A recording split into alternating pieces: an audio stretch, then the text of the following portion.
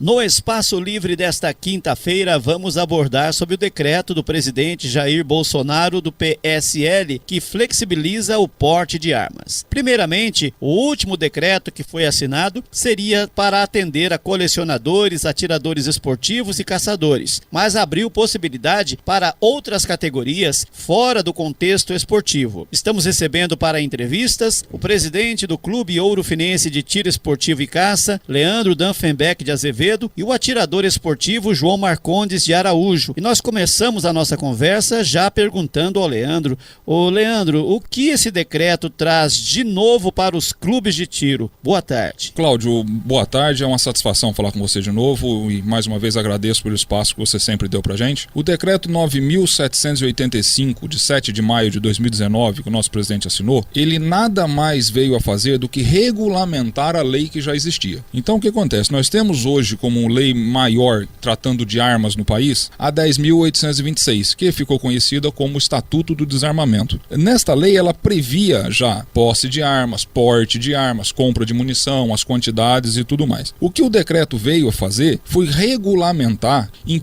quais condições seria emitido a posse de arma, em quais condições seriam emitido o porte de arma. Então, o decreto nada mais fez do que regulamentar o que a lei já previa. Do ponto de vista prático, desse decreto, você acredita que vai realmente facilitar o acesso ao armamento, principalmente para as pessoas que querem praticar esse tipo de esporte? Porque antes havia também uma questão de competência também do delegado entender da necessidade realmente da arma. Isso para vocês também vai surtir algum efeito prático, Leandro? Então, Cláudio, o que existia antes era a declaração de efetiva necessidade. O cidadão tinha que provar, colocar no papel e convencer a autoridade policial de que era necessário ele ter uma arma de fogo para a defesa pessoal dele. Então ali poderia ser um boletim de ocorrência, uma tentativa de ameaça, um assalto, um sequestro. Era alguma coisa que justificava esse pedido de posse de arma de fogo. Esse decreto não, mas aquele primeiro que saiu em janeiro, ele deu uma pacificada nessa questão da efetiva necessidade. Ou seja, a palavra do cidadão teve valor. Então a autoridade policial não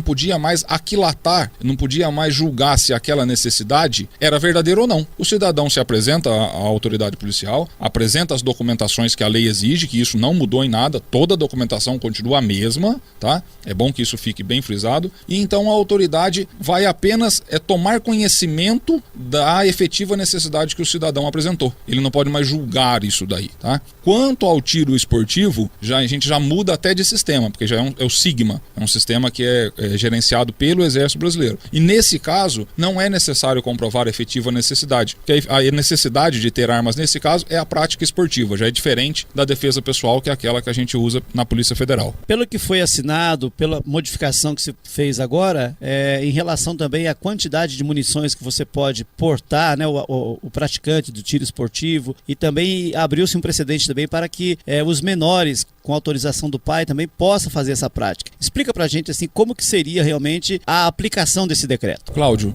vamos começar pela quantidade de munições que você me perguntou. Antes, como eu te disse, existem dois sistemas, o SINARM da Polícia Federal e o SIGMA do Exército Brasileiro. No SINARM, pelas armas registradas na Polícia Federal, era permitido ao dono da arma comprar 50 munições por ano. Então ele tinha aí um limite de 50 munições para ele treinar, para ele praticar por ano, tá ok? Isso mudou. Isso passou para 1.000 munições de calibre restrito e 5.000 munições de calibre permitido. Você pode até achar que é muito, mas quando você vai fazer um treino, sobre qualquer coisa, você vai jogar bola, alguma coisa, você não joga 10 minutos. Você treina bastante. Quando você vai fazer um treino com armas de fogo, 100, 200 disparos é muito pouco. Então, ele ter passado para 1.000 por ano calibre restrito e 5.000 calibre permitido foi um grande avanço nesse sentido. Permite a pessoa poder treinar. E isso, inclusive, Cláudio, evita muito acidente depois. Que só a pessoa estando capacitada, treinada para mexer com aquilo ali, que ele não vai se machucar. Então isso foi um ponto muito positivo. No outro sistema do Exército, SIGMA, antes nós tínhamos um limite de 4.000 munições por ano no nível 1, 8.000 no nível 2 e 16.000 munições no nível 3 de CR. O atirador ele vai alcançando esses níveis conforme ele aumenta a sua prática esportiva. Agora para nós caiu, nós não temos mais limite de aquisição de munição, desde que você comprove que você está usando o que você está comprando em clubes de tiro. Comprovando isso, não tem mais limite para os atiradores esportivos. Também é um avanço muito grande, porque você atrelar a quantidades, às vezes para você 500 tiros é o suficiente, você está bem treinado, está bem adestrado. Para mim já pode não ser. Então cada um vai de um jeito, e antes isso era muito amarrado. Hoje eu acredito que foi um avanço muito grande isso daí, viu, Cláudio? Complementando a pergunta que eu havia feito para você, em relação também à permissão para que o menor possa praticar esse esporte, eu pergunto também se no clube aqui de Ouro Fino é comum os menores comparecerem para assistir às apresentações, e se isso também vai abrir um novo leque para vocês dos praticantes. Então, Cláudio, hoje, por força de lei, o menor de idade não pode frequentar clubes de tiro, tá? Então isso é lei, é para todo mundo, pro filho meu, pro filho do... é igual, ninguém pode frequentar. O decreto veio dizendo que menor de 18 anos poderá fazer a prática esportiva com autorização dos pais. Como o decreto é muito novo, isso não está muito explícito como vai ser isso, o que nós temos feito aqui no nosso clube? Se o menor de idade for no clube, ele tem que ir junto com o pai, e o pai e a mãe, o responsável legal, assinam um termo ali na hora pra gente. Então ele assina um termo dizendo que ele autoriza o filho dele a fazer a prática esportiva, aulas de tiro, o que quer que seja. E vale ressaltar, para que isso seja feito, anteriormente ele tem que ter feito um exame psicológico, já tem que estar com o exame psicológico na mão, e tem que ter feito um curso de tiro também. Então não é assim, vou chegar lá, vou pegar a arma, vou atirar. Longe disso. A gente preza muito por segurança. Então o menor de idade, nesse caso, vai poder participar com autorização dos pais, com os pais presentes, e desde que tenha feito um exame psicológico e um curso de tiro antes. Leandro, já foram publicadas algumas notícias logo após a publicação do decreto que ocorreu aí no dia 8 pelo presidente Jair Bolsonaro, as pessoas questionando a legalidade desse decreto, que o presidente não teria a competência para sozinho tomar essa decisão. Você já leu alguma coisa a respeito? A avaliação que você pode fazer também deste questionamento? Cláudio, já li sim. Inclusive existem 5 projetos de decreto legislativo na Câmara para assustar esse decreto.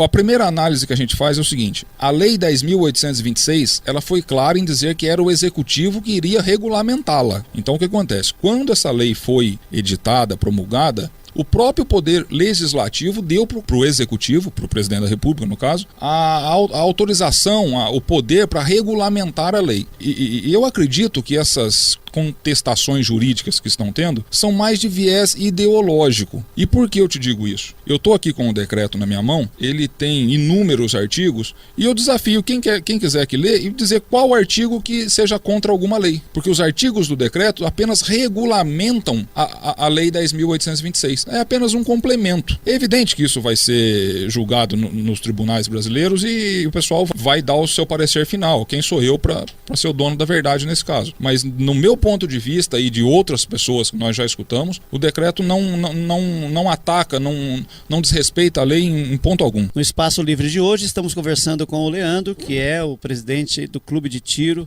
Esportivo e Caça aqui de Ouro Fino. Leandro, partindo agora dessas mudanças que estão ocorrendo, quais são os projetos do nosso clube de tiro aqui para Ouro Fino, já que a região já conhece, né, já sabe da existência e tem participado das atividades? Isso vai abrir novos leques também? O que você pretende para 2019? Cláudio, você teve a oportunidade de conhecer o nosso clube logo que a gente estava no comecinho, lá no comecinho, mesmo quando eu tinha retroescavadeira fazendo terraplanagem ainda. Eu tenho certeza que se voltar lá hoje a diferença já é muito grande, já crescemos bastante. Agora para 2019, Cláudio, nós estamos com um projeto da construção de uma pista de tiro ao prato. É um tiro olímpico, você vê muito na televisão, nas Olimpíadas, quando tem o tiro ao prato. O nosso projeto é fabuloso, é fantástico. Será com certeza uma das pistas de tiro ao prato mais modernas do estado que nós vamos ter. A máquina que virá para nós, para lançar o prato, é uma máquina eletrônica importada, coisa de primeira linha. A pista vai ser enorme, ela tem mais de 60 metros de platô. É um projeto muito grande, nós queremos trazer competições grandes aqui para o Ouro Fino. Você bem sabe que nós já estamos sediando as provas do Campeonato Nacional CBC Taurus.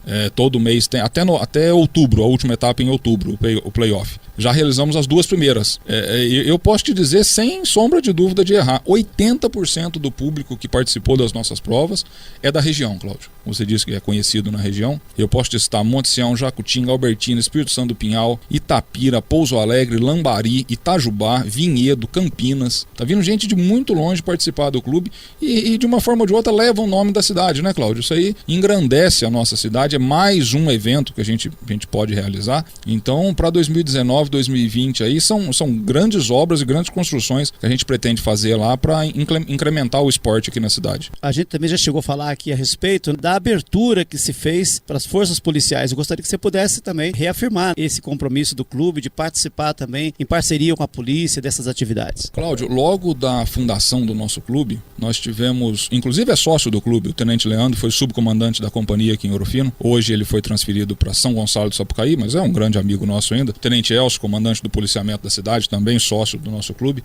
Logo que nós fundamos o clube, nós fomos atrás das forças policiais da cidade e colocar à disposição. Falou, olha, vocês não precisam mais ir lá em Pouso Alegre para treinar. Tem um clube aqui à disposição de vocês, a hora que quiser, tá aí à disposição. Faremos agora, nos próximos meses, Cláudio, a formação da Guarda Municipal de Andradas. A formação não, melhor, a habilitação em armas, porque eles trabalham desarmados hoje, vão passar a trabalhar armados e vão fazer a habilitação deles aqui no nosso clube. Então, assim, é a nossa forma de dar uma contribuição também. É a nossa forma de contribuir com a... Porque os nossos policiais precisavam ir lá para frente de Borda da Mata, quase Pouso Alegre, para fazer o treinamento. E isso é deslocamento, é viatura. Naquele período deixa a cidade um pouco desguarnecida, né? Embora a polícia tenha toda a sua logística, a sua organização. Agora, se o treinamento é às 9 da manhã, ele sai do quartel 15 para as 9, às 9 está ali, meio-dia está de volta. Então, isso aí é a nossa forma de colaborar com a segurança pública de alguma forma, né? Leandro, e voltando a falar ainda do decreto, em relação ao transporte da arma também de casa até o clube, ficou mais ágil para vocês, mais fácil agora o entendimento. Cláudio, um dos pontos salutares e muito importantes do decreto foi a desburocratização de alguns procedimentos.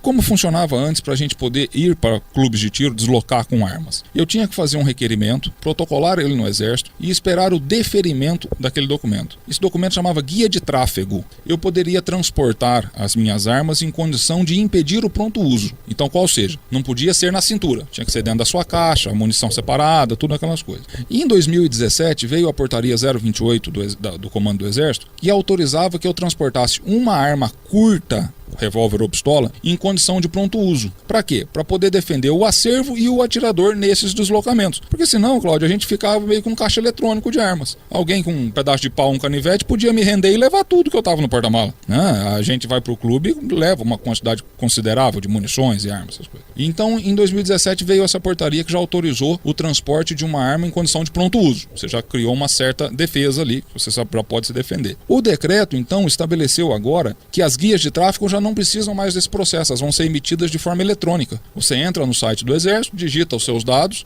o programa vai conferir se aquilo lá existe, está tudo bonitinho, você está ok, e a guia de tráfego já é emitida eletronicamente. Isso aí foi uma medida que desburocratizou muito, isso aí foi muito importante. Leandro, agora uma pergunta do Clube do Bolinha. Clube de tiro é local exclusivo para homem ou as mulheres também já estão demonstrando interesse nessa prática esportiva? Você gostaria de responder, João? A gente agora passa a pergunta para o João Marcondes de Araújo, meu amigo João Caramujo, também está com a gente aqui hoje, né, João? Boa tarde. Todos boa tarde. Realmente a pergunta é interessante, porque fala-se em armas, sempre as mulheres, não. O nosso clube está sendo frequentado por muitas mulheres, senhoras, donas de casa, fazendo curso, fazendo CR, que é o Certificado de Registro, no Exército também. Existe sim uma grande procura por parte das mulheres, está sendo frequentado, está sendo muito interessante, uma coisa muito boa de se ver. João, aproveitando a sua presença aqui, dentro dessa questão aí do decreto assinado pelo presidente Jair Bolsonaro, você que já é praticante de tiro esportivo há muito tempo, né, é um dos pioneiros aqui na nossa região. A sua opinião sobre esse decreto, o que você vislumbra para o futuro em relação a essa modalidade esportiva crescer ainda mais aqui em Ouro Fino? Realmente é que o Leandro respondeu. Eu acho que isso aí veio de encontro a um anseio de muita gente que achava necessário, precisava disso, dessa liberação. Não uma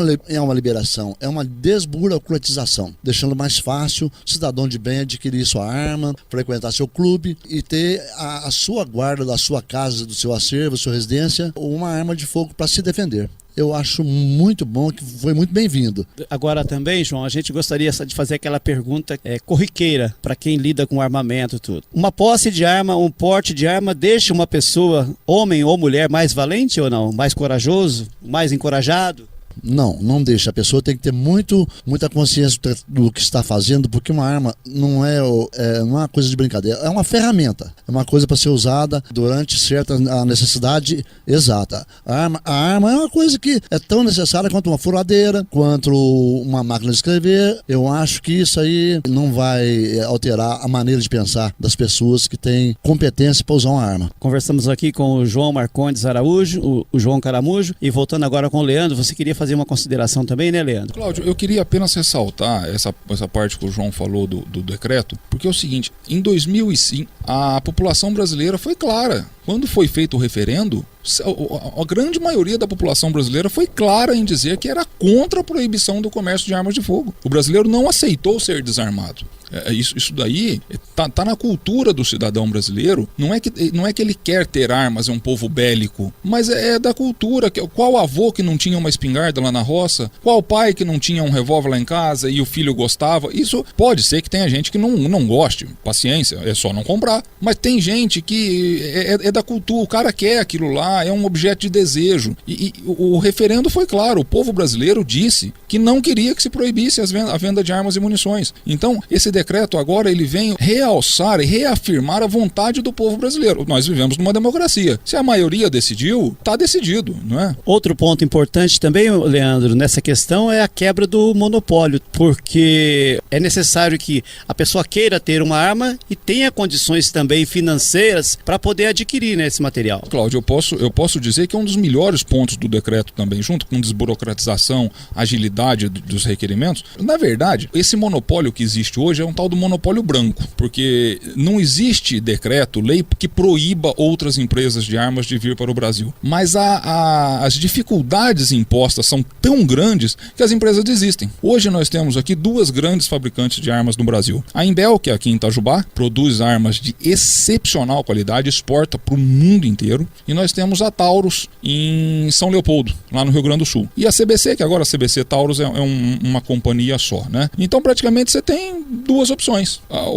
Para você ter ideia, falando de valores, Cláudio, uma pistola calibre 40, calibre 9mm, um negócio normal de se ter, não é nada exagerado nem muito fraco. Você vai pagar uma média de R$ 4.500 a R$ 5.500. Nos Estados Unidos, a concorrência é muito grande, uma pistola desse modelo é $500. $500 no dólar de hoje é R$2.000, é menos da metade do preço. Então a quebra de monopólio e a abertura de concorrência gera isso, né? Gera desconto, gera qualidade maior, gera atendimento melhor aos clientes. Então essa quebra de monopólio é com certeza um dos melhores pontos do decreto, não só para o cidadão, não só para o civil, para as nossas polícias, para as nossas forças de segurança também, que tem uma dificuldade muito grande em adquirir equipamentos de primeira qualidade. Para você ter uma ideia, Cláudio, a Guarda Municipal de São Paulo adquiriu um lote enorme, eu não sei a quantidade de precisar, de pistolas Glock, que é uma das melhores marcas do mundo, 80% dos departamentos de polícia americano usa isso. E isso só foi permitido por alguma desburocratização que existiu antes, que permitiu que as nossas forças comprassem produtos importados de melhor qualidade. Do programa Espaço Livre de hoje, já caminhando para os instantes finais, estamos conversando com o Leandro, que é o presidente do Clube de Tiro aqui de Ouro Fino, também com o João Caramujo, a respeito desse assunto que é de interesse de toda a comunidade. Leandro, o que é importante também a gente colocar, obviamente que não é da esfera do Clube de Tiros, mas é também aí dos órgãos de segurança de uma forma geral, que mesmo com decreto, com flexibilização, o Estado brasileiro não pode fugir à responsabilidade de garantir a segurança pública do cidadão. Não significa que facilitar o acesso ao porte de armas, à posse de armas, vá tirar a responsabilidade do Estado também de continuar zelando pela segurança e cumprindo o papel que é constitucional, não é isso? Coberto de razão. Até porque porque a pessoa, quando ela resolve comprar uma arma de fogo, aprender a usar uma arma de fogo, isso não é medida de segurança pública, tá? Não é dever do cidadão, em hipótese alguma, se achar o paladino justiceiro. É o que a gente sempre fala, você quando coloca um agasalho, uma blusa, você não quer combater o frio do mundo, você quer se esquentar. Quando uma pessoa acha por bem comprar uma arma de fogo e acha que é necessário, ele não está querendo combater a violência da cidade, estado, do país, ele está querendo se proteger. Então, eu até acredito, Cláudio, apenas complementando o que você disse, nesse caso agora, eu acho que a responsabilidade dos órgãos públicos até aumenta, porque como tem gente bem intencionado, infelizmente existe gente mal intencionado. Então, assim,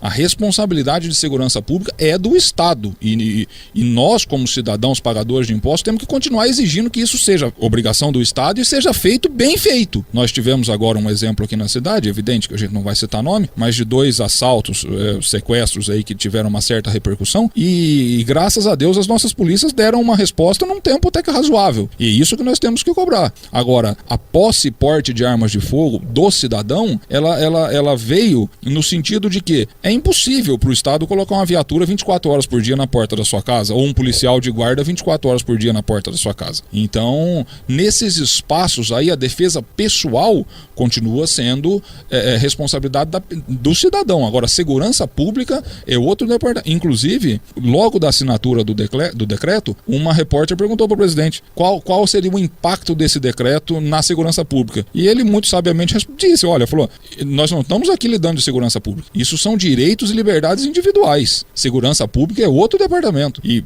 pelo visto, estão conduzindo bem. Pelo menos aqui na nossa região está sendo bem conduzido. Então, fica aí essa colocação.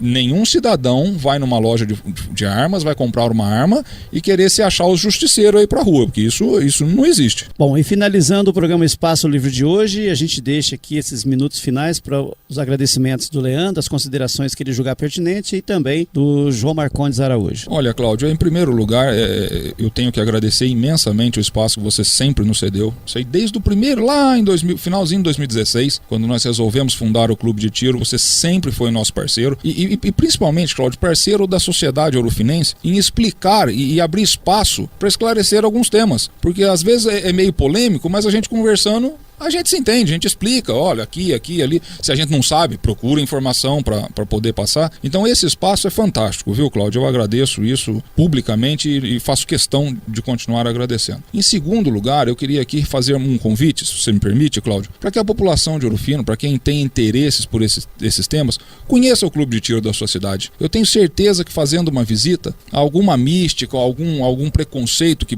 poderia ocorrer, vai ser desfeito. E nós estamos à disposição para prestar qualquer esclarecimento, qualquer apoio que for necessário nesse quesito, armas de fogo, legislação, nós estamos à disposição e mais uma vez, muito obrigado, Cláudio. A gente queria agradecer a colaboração, o espaço que o Cláudio passa pra gente e deixar realmente o convite para as pessoas que se interessem em conhecer nosso clube, está de portas abertas lá no sítio Namorada, estaremos recebendo todos com o maior carinho e agradecer mais uma vez o nosso amigo Cláudio Lopes pelo espaço que sempre nos deu, pelo apoio e pela firmeza em tentar deixar claras as nossas ideias. Muito obrigado, Cláudio. E obrigado a todos.